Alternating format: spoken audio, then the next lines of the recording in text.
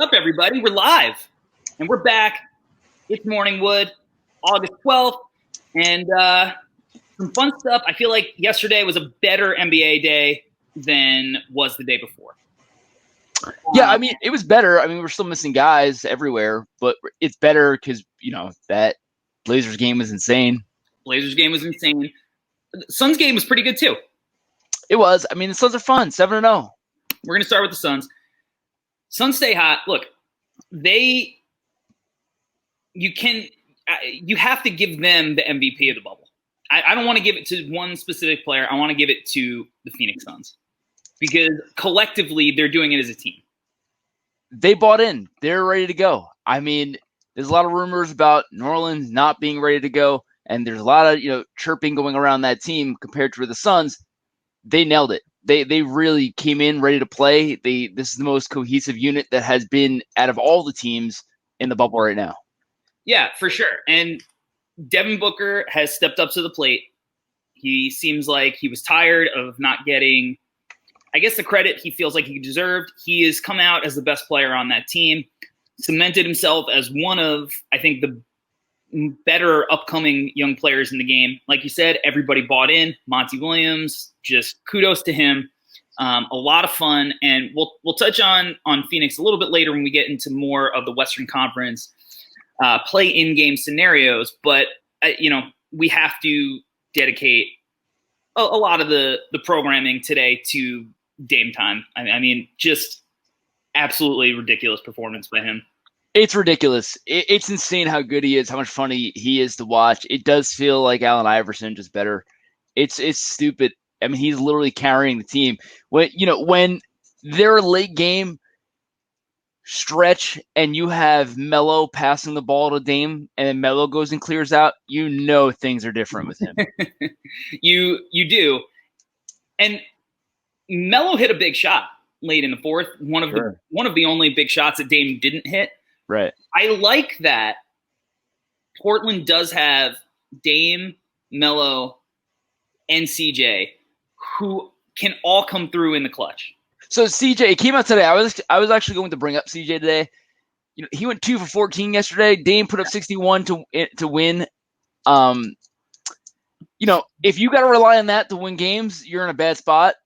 It's incredible what he did, but CJ, went 2 for 14. He has not been great this bubble. He's not. Came out today that he has a fracture in his lower back. So I do like that he's playing. He's trying compared to, again, 76ers yesterday without Simmons and Embiid decide that, Tobias Harris and Al Horford also need rest. Yes, that was insane. Kudos to CJ for toughness. Yeah, I mean, granted, these games really matter for Portland. They're trying to make the playoffs. So I get it, but give it up for CJ. That game matters for Philly too. As far as Tobias Harris and Al Horford goes. Al Horford has not found a comfort zone at all this year. So why would I get he's one of the older players, especially on that team. But why would he not want to go out there, find that comfort zone? Why would Tobias Harris not want to go out there and be like, oh, I might have to carry the load a little bit now that we're missing a couple of guys. Let me get into a groove. Let me get back into that mindset. That to me, it doesn't make sense why those guys need rest days.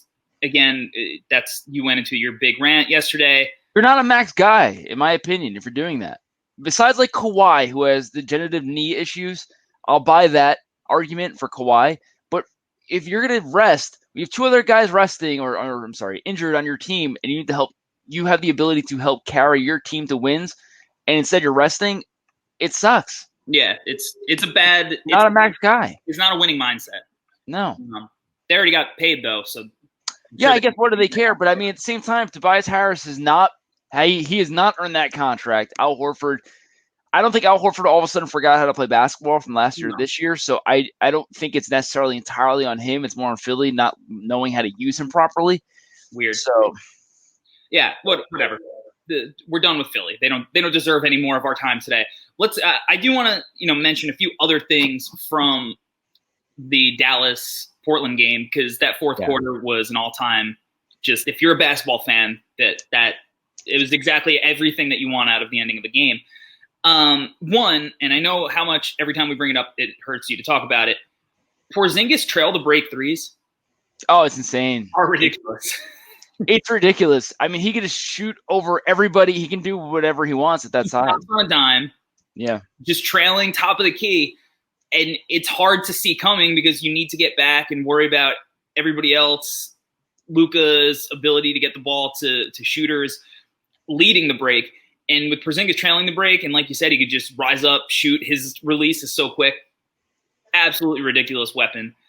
So that's frightening. Dallas is a lot of fun. I love to watch Dallas. I mean, I obviously don't like KP, but everybody else in that team, from the top to the bottom, I love, as well as Cuban. I'm jealous. I'm more jealous than anything else. Yeah. So I think it's a ton of fun. They're going to be a force to be reckoned with. I mean, you take the rosters, you compare the rosters between them and the Lakers. I mean, Dallas is more complete. I'm not saying, at the end of the day, Lakers still have LeBron, so that's a big factor there. But you take player by player, go down and match up. The Lakers, their point is Dallas' roster holds up with anybody. Yeah, for sure. I mean, and again, both of these teams, Portland and Dallas, they had the same issue in who can you be like, hey, you need to stop this guy on this possession. Like, go get a stop. You saw at the end of the game with Portland, they had Melo rushing, blitzing, Luka getting switched on to him. And if you're relying on Carmelo Anthony in year 400 to be your defensive stopper at the end of the game, like, not saying Melo's not going to compete in that scenario. And I think Melo always got underrated as a one-on-one defender. And obviously he's going to try extra hard at the end of a game trying to get a stop. But if that's your go-to wing stopper, you're in a little bit of trouble. I want Melo and Porzingis, man. Go with like that older brother mentality that like you can just never beat up your older brother. Right. Just one-on-one in the driveway. But I mean, Melo, I've watched Melo. Some of the best defense I've ever watched Melo play is when he cared on the Knicks guarding Karl Anthony Towns. He was just taking him in the post every single time and getting stops. I mean, he can play defense. I don't think the ability has ever been the problem. The ability has never been the problem. And obviously one-on-one, he's always been significantly better than when he's got to make rotations and think the defense far ahead. Because that you're expending just so much energy trying to rush out the shooters from the weak side, closing out on the strong side, all that stuff. That was never his strength. But yeah, like you said, he tries when he needs to, which when he needs to is not a great phrase when you're talking about defense necessarily. Right. But obviously he's in a much less daunting scenario as far as the load he needs to carry. Yeah, so I mean, point being, neither team has a guy that can help get stops. They're not even close. The other thing that worried me tremendously watching Portland is that there was a lot of Hassan Whiteside getting switched onto Luka out on the perimeter. And I was very nervous every time. I just kept going, how is this happening? Like, you change the coverage. Stop having him switch off. Nobody wants this. No, nobody wants that. I mean, Portland shouldn't want that more than anybody. So yeah, and I don't know why. Like, I don't know why he was out there that late anyway. Like, even if you have Nurkic or Zach Collins in foul trouble, I can't trust him that late in the fourth quarter when you need to get defensive stops.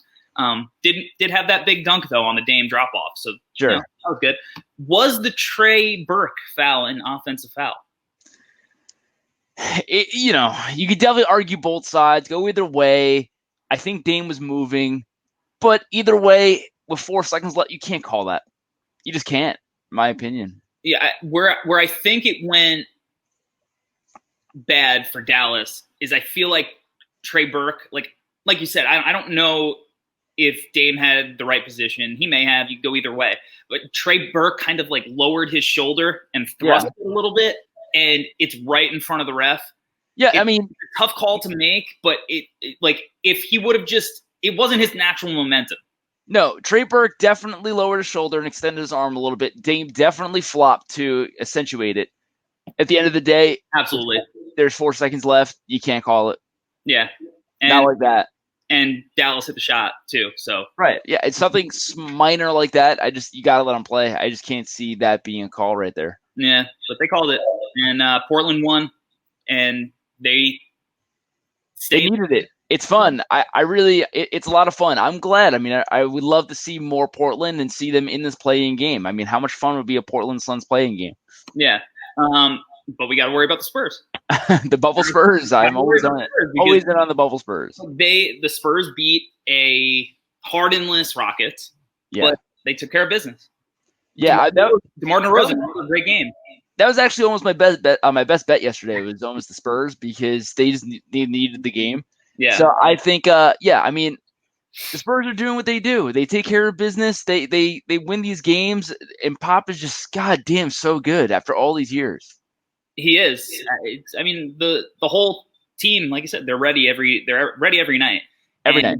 And they need to be, because each one of these games has become a play-in game of itself. Like, every team at the bottom of that Western Conference playoff picture, they all need it.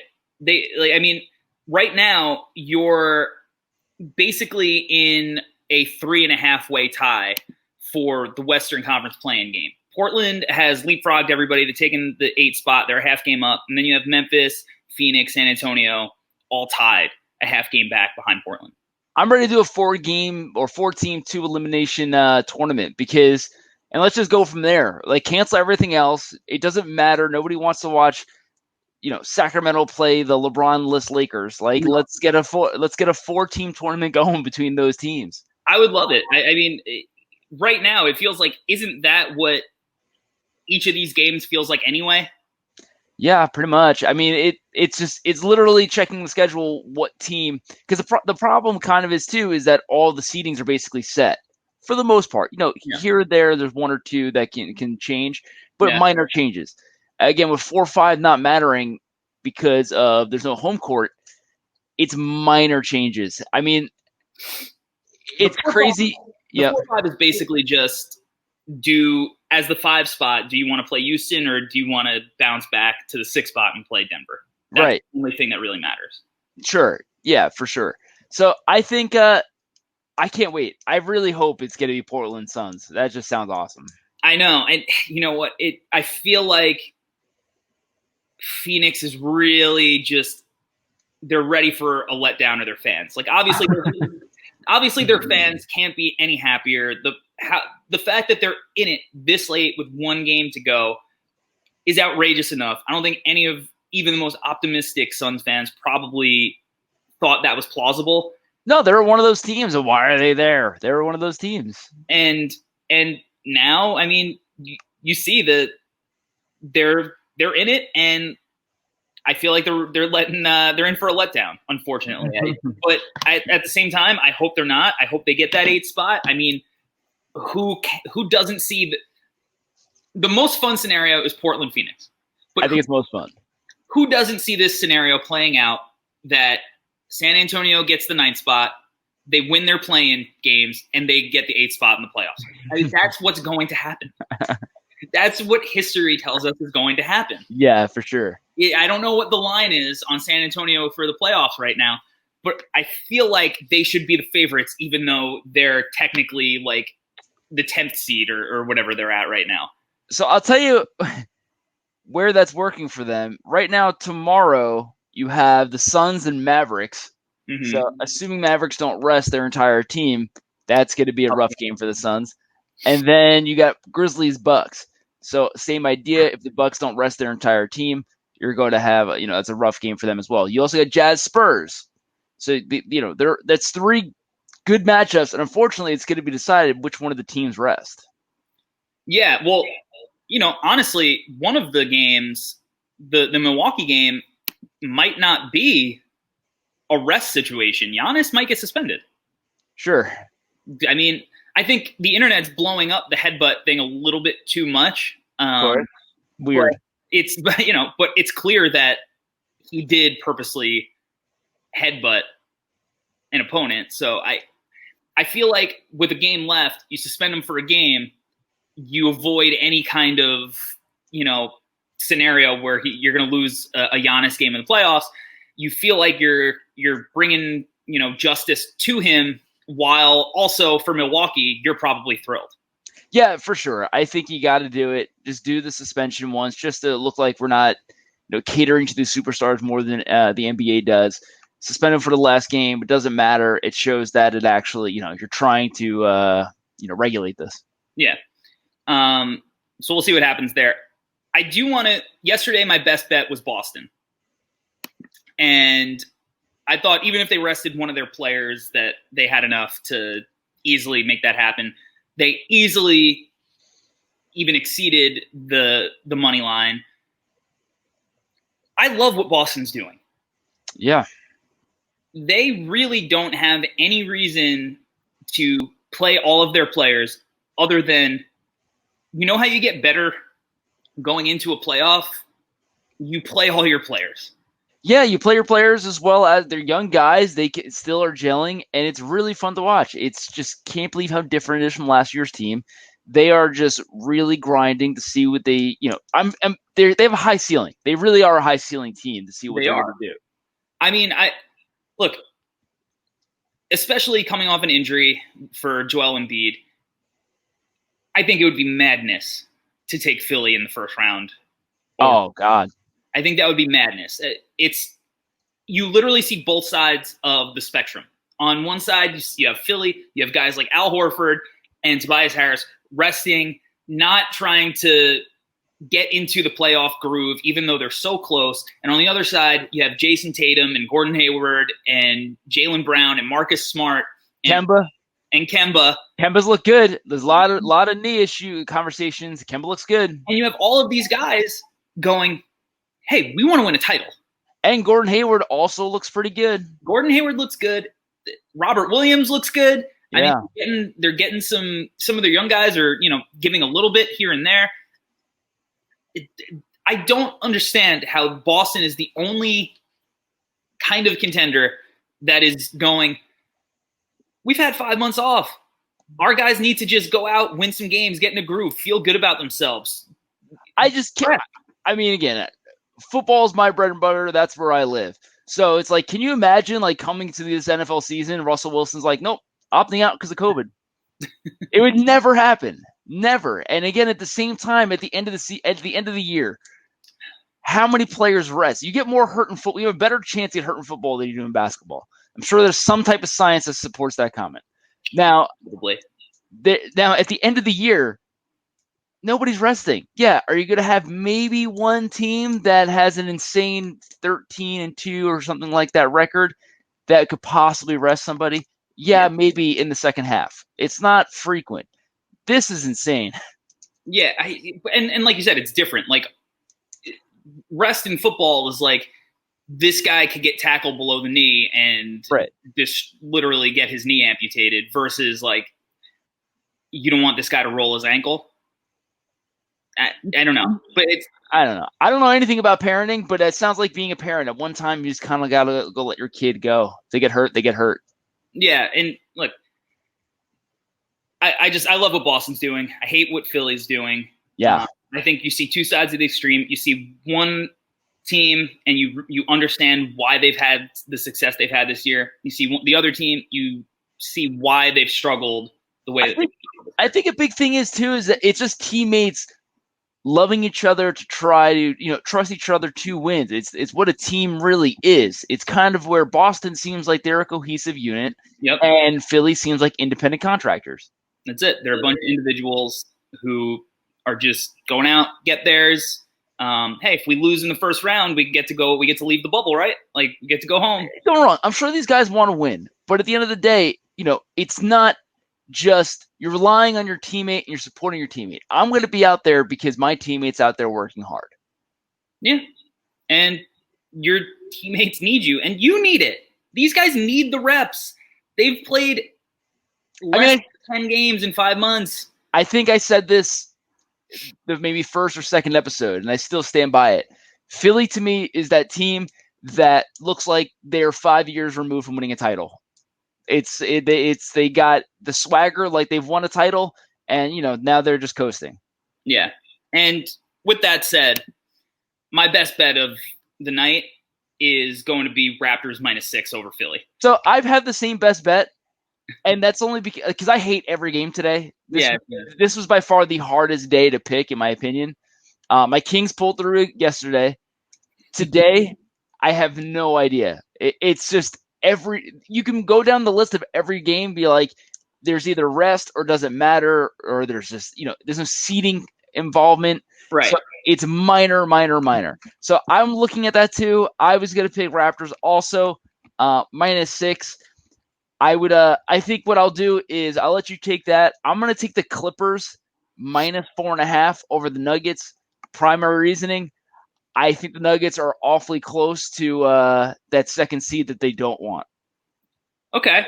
The Nuggets want to play the Jazz.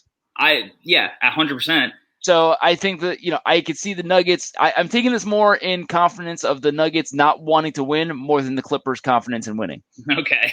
Because if the Nuggets win, they're super close to. They're a half game from the second seed. That's true. Like I said, I'm taking the Raptors just because even if the Raptors rest players, I would think about that too. Their bench is still better than anything Philly's got, and they just play like a team. They're cohesive. Yeah. Nick Nurse is just going to coach circles around whatever crazy scenario Philly has. So that's why even if they rest Siakam, Ibaka, Lowry, like even if they just go, they're like we're emptying the clip. I don't even care. So the only reason why I'm worried about it and why I didn't go with it fully is that I'm like, well, 76ers benched everybody. So that means they're going to play today, right?